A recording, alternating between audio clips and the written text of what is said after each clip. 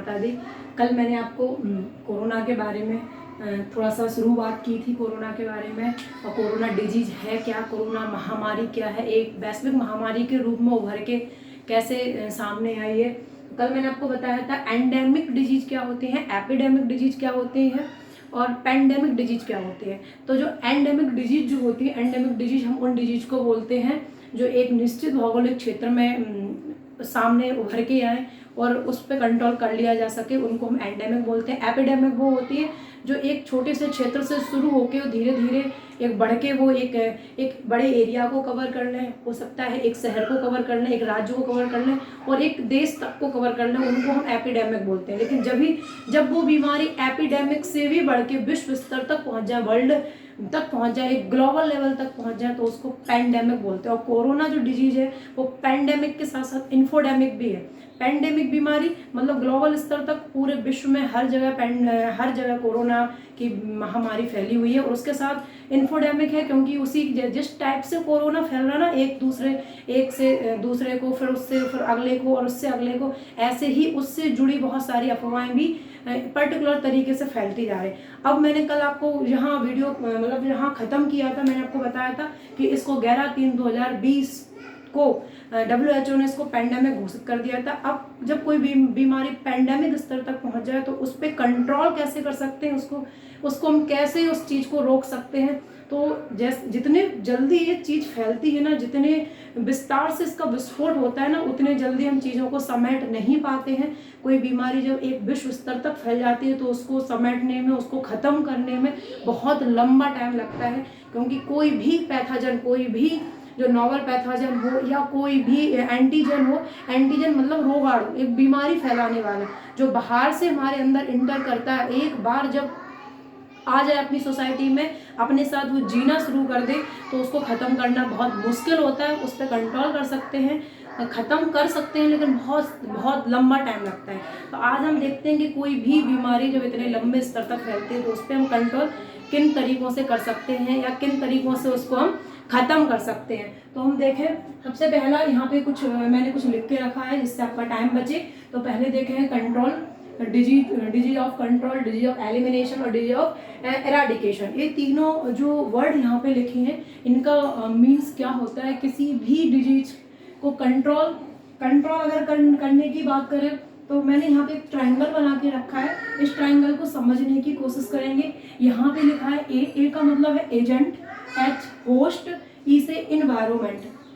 किसी भी इन्वायरमेंट में कोई भी एक रोगाणु आता है, कोई भी एक एजेंट आता है, जैसे यहाँ पे कोई भी एक वायरस, बैक्टीरिया या प्रोटोजोआ या कोई और माइक्रो ऑर्गेनिज्म हो सकता है जो रोग फैलाने के लिए इस एनवायरनमेंट में उसने एंटर किया। अब ये क्या करेगा, ये जो एनवायरनमेंट है, इस एनवायरनमेंट में ये घूम रहा है बहुत ज़्यादा की संख्या में, तो इसको होस्ट भी मिलेंगे और इसके अंदर जाके, इसने होस्ट के अंदर जाके इंटर कर लिया, ट्रांसमिशन भी हो रहा है। इस पर आपको यहाँ दिख रहा होगा, यहाँ पे क्या हो रहा है, इसका ट्रांसमिशन भी।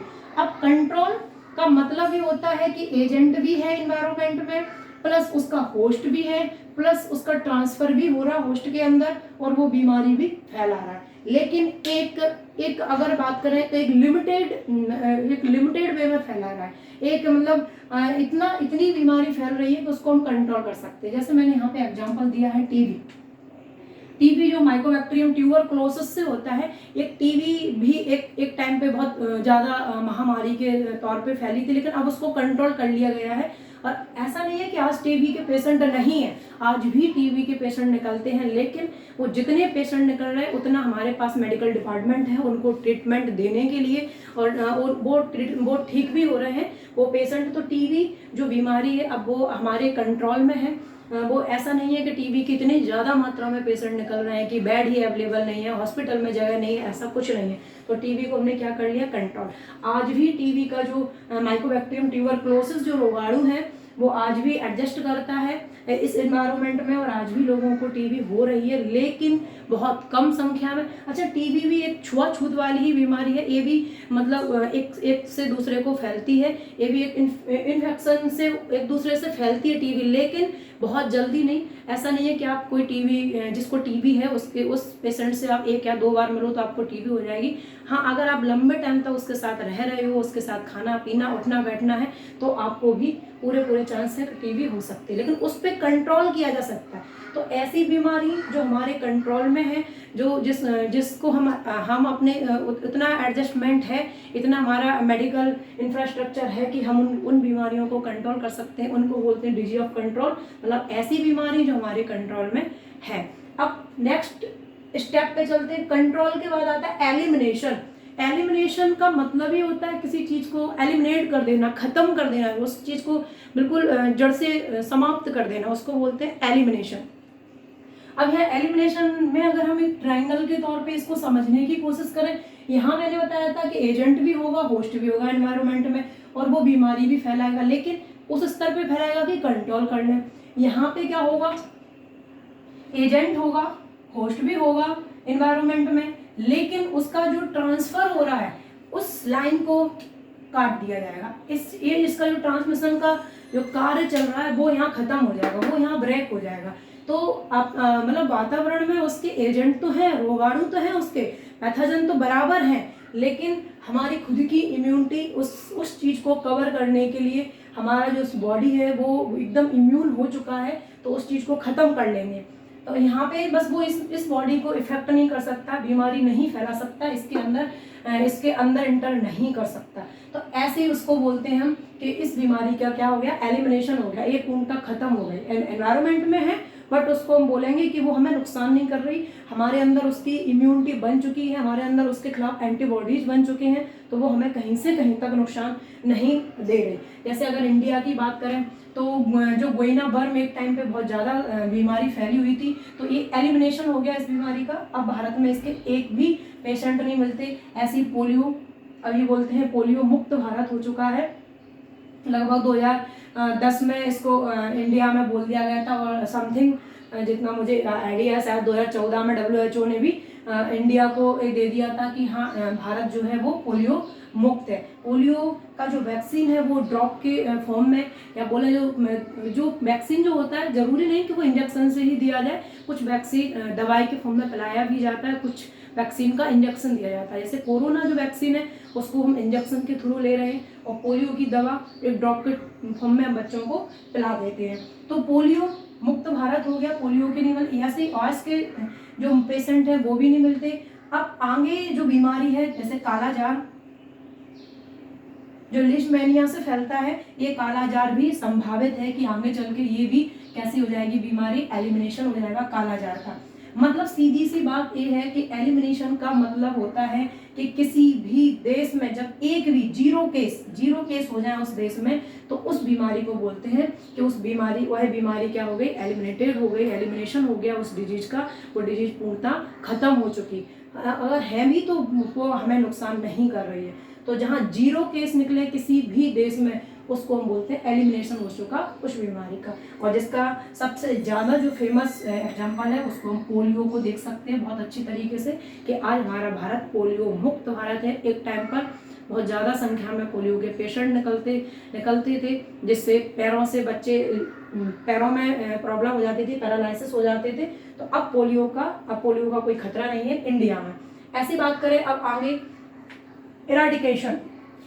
इराडिकेशन एक थर्ड स्टेप है। इसमें क्या होता है, इसमें एजेंट, होस्ट प्लस एनवायरनमेंट, इसमें एजेंट ही खत्म हो जाएगा। जब एजेंट ही खत्म हो गया तो उसका कोई ट्रांसमिशन नहीं होगा, कोई भी ट्रांसफर नहीं कर पाएगा वो, तो यहाँ एजेंट ही खत्म हो जाएगा। इसको बोलते हैं इराडिकेशन। और ये कहाँ होगा, ये विश्व स्तर पर ऊपर होगा, जब पूरे विश्व में, पूरे प्लेनेट में एक भी केस नहीं निकले, जीरो केस हो जाए पूरे विश्व में, उसको बोलते हैं इराडिकेशन। मतलब ऐसा बोल सकते हैं कि इस नाम की कभी बीमारी हुआ करती थी बट आज नहीं है।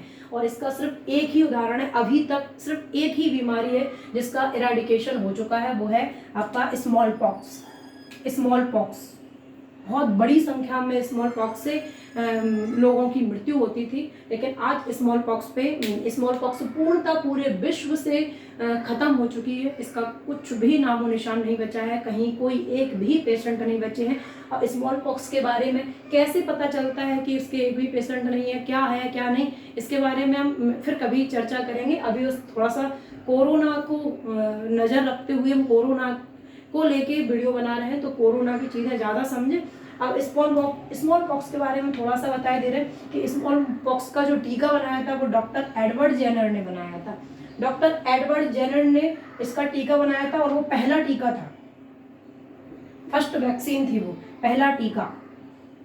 और इनने कब बनाया था? तो 1798 में इनने टीका बनाया था और 1980 में हम ये बोल पाए थे कि अब विश्व या भारत स्मॉल पॉक्स से मुक्त देश बन गया है, या स्मॉल पॉक्स अब कुछ भी स्मॉल पॉक्स है ही नहीं। तो ये 1798 से आप देख सकते हो, 1798 से 1980 लगभग 200 के समथिंग साल लग गई, तब जाके ये पूर्णतः खत्म हो पाया था स्मॉल पॉक्स।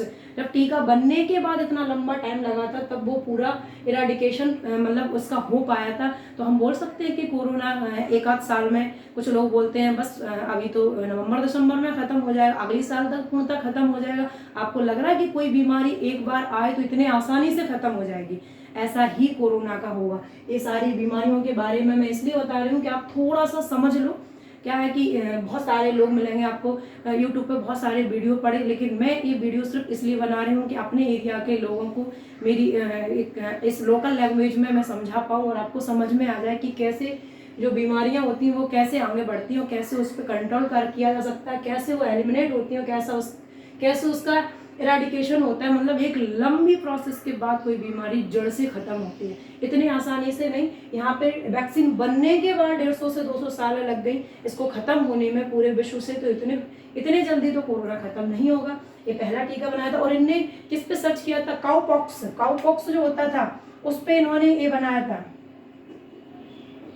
और ये ऐसा बोल सकते हैं कि ये ऐसे व्यक्ति थे कि जो सबसे ज़्यादा जान बचाने वाले, अगर सबसे ज़्यादा लोगों की जान बचाई वो एडवर्ड जेनर ने। ये भगवान उस टाइम के, ऐसा समझ लो कि उस टाइम पे ये भगवान के स्वरूप बन के आए। इन्होंने एक ऐसी वैक्सीन बना दी जिससे स्मॉल पॉक्स खत्म हो गया है और पूरे विश्व में उस चीज़ की वैक्सीन लग चुकी है। अगर कोरोना की बात करें, अभी यहाँ पे हम कोरोना को रख के देखते हैं कोरोना को कैसे कंट्रोल कर सकते हैं, क्या हो सकता है कोरोना का। तो अगर कोरोना की बात करें, यहाँ से शुरू करें, इराडिकेशन की बात करें, तो कोरोना आप खुद समझ सकते हो क्या उसका इराडिकेशन अभी इतनी जल्दी हो सकता है? अभी हो सकता है कि कोरोना पूरे विश्व से एकदम से खत्म हो जाए? कभी नहीं होगा।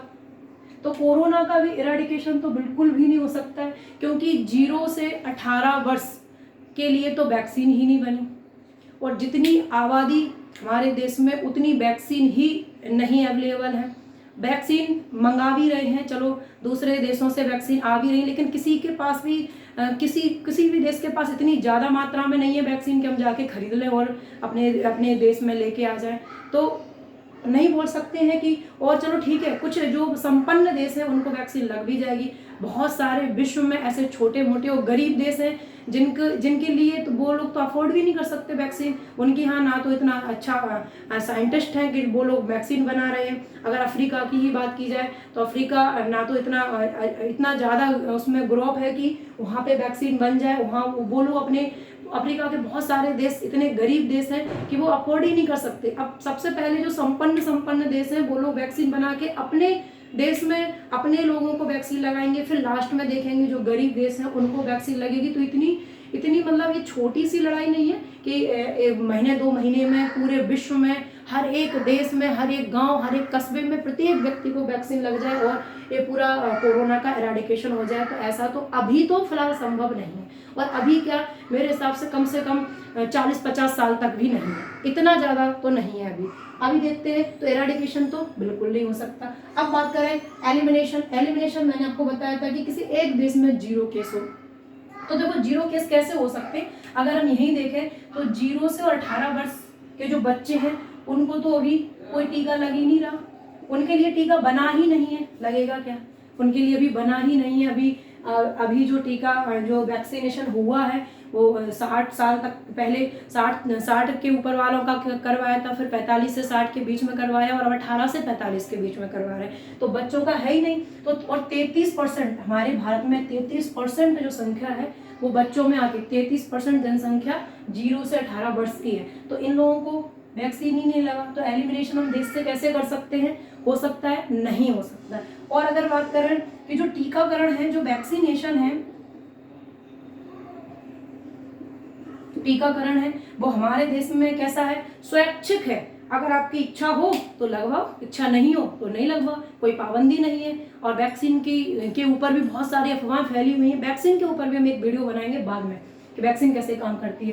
लेकिन अभी मैं आपको ये बताना चाह रही हूँ कि टीका, अगर वैक्सीन लग जाए तब हम देखेंगे कि सबको वैक्सीन लग गई, तब जाके होगा कि भैया चलो धीरे धीरे पेशेंट कम हो रहे हैं। लेकिन यहाँ तो 0 से 18 वर्ष तक की जो 33% जनसंख्या आती है उनको तो वैक्सीन ही नहीं बनी है। तो ऐसा नहीं बोल सकते कि एलिमिनेशन हो जाए। और टीकाकरण भी स्वैच्छिक है, जिसका मन हो रहा वो जाके वैक्सीनेशन करवा सकता है, जिसका मन नहीं है वो नहीं करवा सकता। और कुछ लोग तो यही बोल रहे हैं कि हमें नहीं लगवाना है इंजेक्शन, मुझे कोई वैक्सीन नहीं लगवाना है, हमें कुछ नहीं होगा, हम तो स्वस्थ हैं, इंजेक्शन लगवाने से और ये हो जाएगा वो हो जाएगा। बहुत सारी अफवाहें फैली हुई हैं। वैसे भी मैंने कल बताया था इन्फोडेमिक है ये बीमारी, तो ये अफवाहें चलती रहेंगी। कोरोना के ऊपर चली, वैक्सीन के ऊपर चली। और मैं एक बात आप लोगों से जरूर बोलूँगी, हाथ जोड़ के विनम्र निवेदन है कि ये जो अफवाह हैं उनको आप फॉरवर्ड ना करें, तो बहुत ज़्यादा जल्दी हम इस चीज़ को कवर कर लेंगे। अगर आपके पास कोई भी वैक्सीन के ऊपर या कोरोना डिजीज के ऊपर कोई भी ऐसा कोई मैसेज आता है, कोई भी वीडियो आता है, तो आप उसी को वहीं पर डिलीट मार दो। जो आपको भेज रहा है उसको भी समझा दो, तभी हम जाके जल्दी से जल्दी कोरोना से निजात पा पाएंगे। नहीं, बहुत लंबी लड़ाई है, इतनी जल्दी ख़त्म नहीं होगी। तो एलिमिनेशन भी नहीं हो सकता कोरोना का, तो क्या हम एलिमिनेशन करें? अब बात करें हम तीसरे नंबर पे, क्या है? कंट्रोल। अब अभी का देखें तो अगर अभी की बात करें तो अभी इतना भी कम नहीं है कि वो कंट्रोल की पोजीशन में आ जाए, लेकिन कंट्रोल हम कर सकते हैं। कंट्रोल कैसे कर सकते हैं? तो कंट्रोल करने के लिए हर्ड इम्यूनिटी की ज़रूरत है। जब हर्ड इम्यूनिटी आ जाएगी तो ऑटोमेटिक ये कंट्रोल हो ही जाएगी। तो कोरोना जैसी भयावह बीमारी भी कंट्रोल हो जाएगी हर्ड इम्यूनिटी से। अब देखो, एक जो कोरोना है इसको हम कंट्रोल कर सकते हैं। कैसे कंट्रोल कर सकते हैं? घर में रह के क्वारंटाइन रहें, मास्क का ज़्यादा से ज़्यादा यूज करें, और ज़्यादा से ज़्यादा संख्या में वैक्सीन लगवा लें तो हर्ड इम्यूनिटी आ जाएगी। अब देखें, अगर हम बात करें तो इसको हम कंट्रोल कर सकते हैं। और कंट्रोल करके इसको कैसी बीमारी बना सकते हैं? एंडेमिक,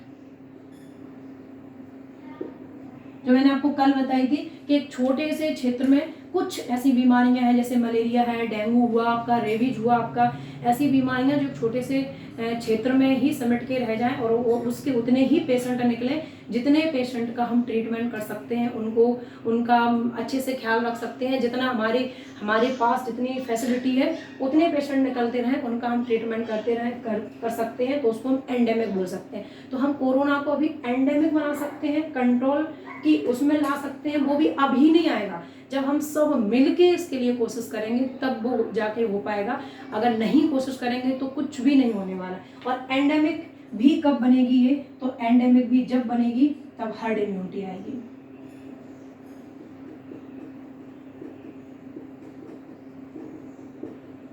जब हर्ड इम्यूनिटी आ जाएगी तब ये एंडेमिक बनेगी बीमारी।